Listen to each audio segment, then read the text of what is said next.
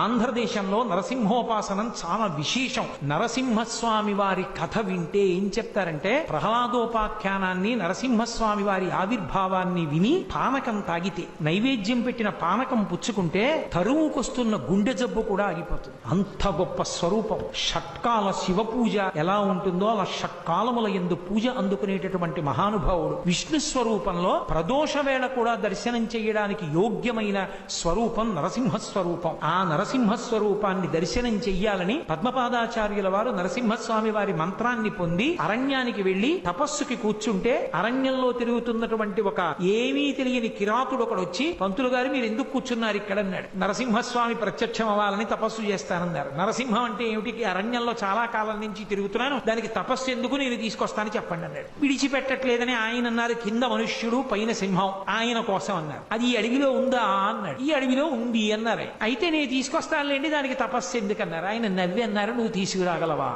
రేపు రాత్రిలోగా తీసుకురాకపోతే నా ప్రాణాలు విడిచేస్తాను పంతులు గారు, సరేనా?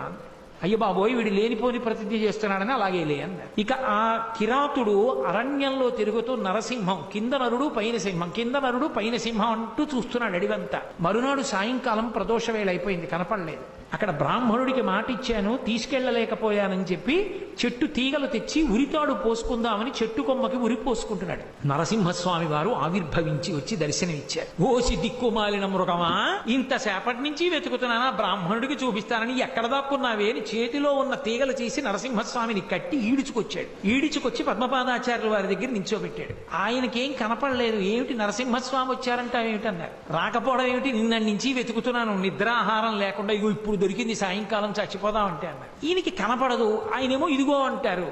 అప్పుడు ఆయన కనపడలేదు, మాట వినపడింది పద్మపాదాచార్యుల వారికి. కొన్ని కోట్ల జన్మలు తపస్సు చేస్తే ఎంత దృష్టి కేంద్రీకరణతో చెయ్యాలో అంత దృష్టి కేంద్రీకరణతో నిన్నటి నుంచి ఇవాళ సాయంకాలం వరకు కింద నరుడు పైన సింహం, కింద నరుడు పైన సింహం అంటూ వెతికాడు. అతని తపస్సుకి మెచ్చి ప్రత్యక్షమయ్యాను. నీకంత తపస్సు లేదు, కనపడను, కానీ నన్ను నీకోసం తీసుకొచ్చాడు కాబట్టి ఒక వరం ఇస్తున్నాను, సంతతము నీ వెంట ఉండి నీకు అవసరమైనప్పుడు రక్ష చేస్తానన్నారు.